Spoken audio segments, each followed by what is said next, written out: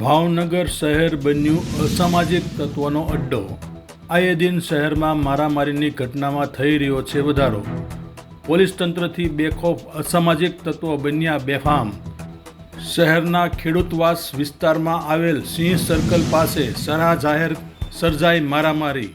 ખુલ્લા રોડ પર મારામારી કરી અસામાજિક તત્વોએ વિસ્તારને બાનમાં લીધો।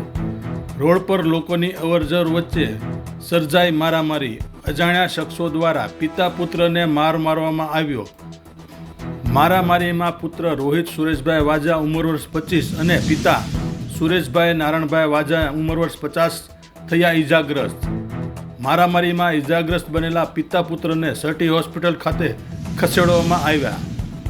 સમગ્ર ઘટનાનો જાગૃત નાગરિક દ્વારા વિડીયો ઉતારી સોશિયલ મીડિયામાં કરવામાં આવ્યો વાયરલ।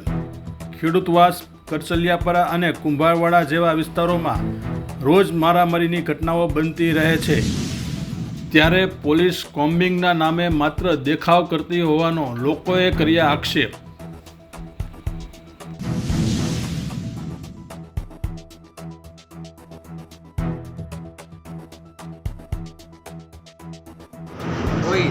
રોહિતભાઈ કઈ જગ્યાએ જતા હતા અને શું થયું? અમે કામ ઉપર આવતા હતા ને સિંહ સર્કલ ને શિશુ સર્કલની વચમાં છે ને એની ગાડી અથડાવવાની હતી ને અમારી યારે ઓછી દારો નીકળો અમારે અથડાવવાની હતી એટલે બીજા ગાણુંની બોલાચાલી કરીને એ લોકો 10-15 જણા મારવા માંડ્યા। શું માર્યું? હથિયાર શું હતું? ઈટલા ને પકા ને એવું। કેટલા જણા હતા? 10-15 જણા એવા હતા। નામ આવડે છે કોઈના? આમ અજાણ વ્યક્તિ હતા। ઓકે, અને આ વિશે પોલીસ સુરેશભાઈ કઈ જગ્યાએ રહ્યો ને શું થયું?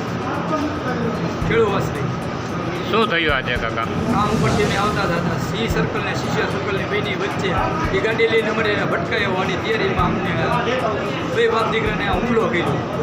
કેટલા જણા હતા? 15 થી 20 જણા હતા। તમે કઈ જગ્યાએથી આવતા હતા કઈ જગ્યાએ જતા હતા? ગાંધી મંદિર બાજુથી આવતા હતા। હુમલો ક્યાં કરવામાં આવ્યો? સિંહ સર્કલ અને શિશુ સર્કલની બેની વચ્ચે। કેટલા જણા હતા? 15 થી 20 જણા। કોઈના નામ આવડે? કોઈના નામ આવડતા નથી। આ વિશે પોલીસ ફરિયાદ કરવાની? પોલીસ ફરિયાદ કરવાની છે આ વિશે? હા।